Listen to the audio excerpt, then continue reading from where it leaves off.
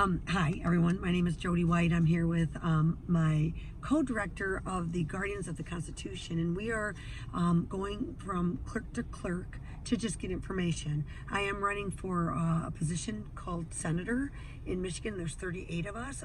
I would like to sit in seat number 5, and so we are here in the Livonia area, and I was able to bless Janice with some of the information that happened last night. We went to a meeting and we were able to hear a city clerk give out a lot of really great information. And they were able to, they being the host and the actual clerk, the two of them were kind of tag teaming each other, and they were able to tell me the population of this town, how many were registered voters. Northville Township population has grown to just under 32,000. Registered voters, we are currently at 25,660. That was about a week ago. It changes every day. And it's a daily task at the clerk's office to maintain the voter registration files. The task of a city clerk and how difficult it is for them to keep it up on a daily basis. They said that, this was odd, 80% of our voters do it by absentees. So I can go on with some more information about this other township, but I would rather inform you about the 5 cities that I'm going to be overseeing, which is Livonia, Canton, Westland, Garden City, and Inkster. So as I'm going from clerk to clerk, I would like to let people know I want to get better education in our schools. You know, sometimes we're talking about critical race theory, and sometimes we have to be critical about the race and the theory that is going on out there, because I really do believe that our teachers are awesome. They want to do the right thing. They want to teach reading, writing, and math skills. But one of the things that I would like to do is, because I love our kids and I love our next generation, I want to educate students, and I want them to understand their role as an absentee voter. I don't know why election day is not a state holiday. It should be. It's really once or twice a year that you get to actually sit at a place and meet your neighbors, and you talk to them and you see what's going on. As a precinct delegate since 2014, it's one of my duties is to get information and then to inform the people in my neighborhood, because I am the one that I do go to these meetings and I educate myself so I can educate others based on the resources of people that actually already do the job. Because being a city clerk is a de jure position. A lot of these charters, a lot of these townships and cities have a document that says that they get to be in charge of our election, and they take an oath of office to do that. So if you're going to want to be an absentee voter, I would like to educate the students on a couple of the processes. They are going to demand, we hope, identification. You children that are between the ages of 14 to 18, you must protect your identity. You must protect who you are and, of course, whose you are. So what you want to do is you want to make sure that you demand that city clerk to look at your identity through a picture ID. We don't want fraud. We want to stop it with this generation on. From 2022 on, this is how we can do it. Anybody this year going into getting an absentee application so that you can register to vote.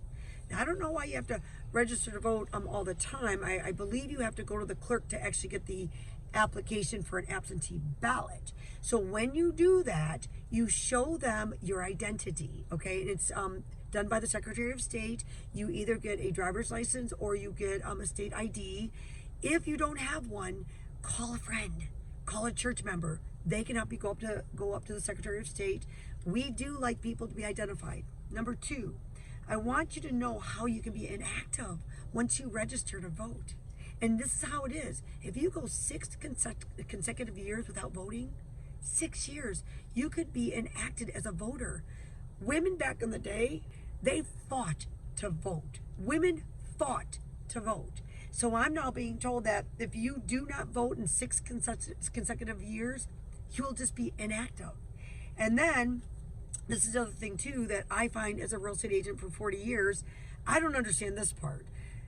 When you sell a piece of property in Michigan, there's all title companies make you sign this transfer affidavit document. It's a document that you are swearing that, yes, I have moved out of this city and I'm moving into another city. It's called a transfer affidavit.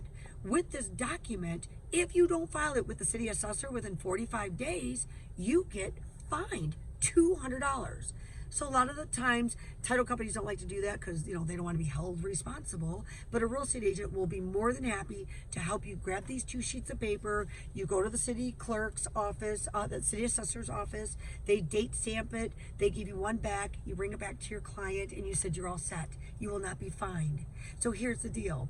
Why in God's green earth is the city clerk that lives right next door to the city assessor in our towns not going over to the transfer affidavit, and maybe when I become Senate seat number 5, I will be able to add a little bit of regulation for our government employees to just walk right next door to the next department over, and we can put something on that document stating, and please remove these people's names off of the voter records.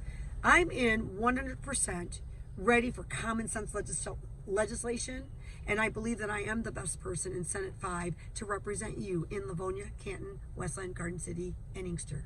Thank you. Jody, did you recognize that we're by the swamp? Oh, I sure do. Imagine that. Jody, I think that it is important that when you become the next state senator for District 5 in Michigan, in Wayne County, that you support an act that would create emergency authorization that no ballots be sent out to absentee voters before the state legislature has the ability to finalize the ballot, make sure all the names are correct. The reason is that was one of the processes that was used to actually confuse the people in Antrim County. They had a ballot that was printed and sent out, and then they found there was a change that needed to be made, so they had to change the ballot, send them out again. We, the people, need to demand that the current state legislature issue emergency orders that ballots will not be mailed out until the final ballot is approved of, validated. Right now there's a law that says that the absentee ballot has to start going out 45 days prior to an election. Well, that's okay only if you have a ballot that's worthy of being sent out. In fact, our legislature has ceded much of their authority over to the executive department to manage the elections in Michigan. That is, to my way of thinking, completely unconstitutional. Of course, they'll say, but there's a constitutional amendment that we then authorize the Secretary of State to manage the elections. Yeah, but we the people should have stopped that kind of constitutional amendment from ever being enacted. And when amendments that are unconstitutional are enacted, as soon as they are discovered, it is the duty of we the people to get those amendments rescinded from our Constitution. We the people have never really followed the Constitution because we didn't understand it. And again, that's probably thanks to a bad public education system, number one. People who were elected and appointed into government positions that didn't want us to understand the power that we have over them. We live in a Renaissance time. It is our generation, Jody, that has to fix this. We, the people, have to take back the leadership mantle that we have been given by God through our Constitution. And I just think it's an exciting time to be alive. Okay, so Janice, we are here at the courthouse, and we are going to kind of cover the Norton versus Shelby County, which began in 1886, which here at the courthouse, they should know this, we're at the 16th District Courthouse. We are always trying to make sure that we're holding our judges accountable and our city clerks accountable. That is part of the job, public scrutiny. And so what do you think about actually starting this commission? I kind of like this idea. Do you think that I could get a group of people that would be interested in actually opening up our 1963 Constitution and maybe comparing it to the 1903 Constitution and seeing what went wrong and what's different? Well, frankly, Jody, when I said to start a commission, I kind of had a thought, oh my God, that's inconsistent with Norton versus Shelby. I'm not so sure about commissions, but I do know that you can have people in the community working towards determining what parts of this 1963 Constitution is really constitutional, because that's the key. And then we need to remove the sections that are not consistent with the Constitution. And that should be an easy process. I don't know that anything is really very easy, but we will do the best we can to simply make sure that our Constitution is constitutional. And let me just tell you, because I'm a homeschool mom, I homeschooled my kids for 4 years. You do get smart when you have to redo civics because you're teaching your own children this, or you go to these.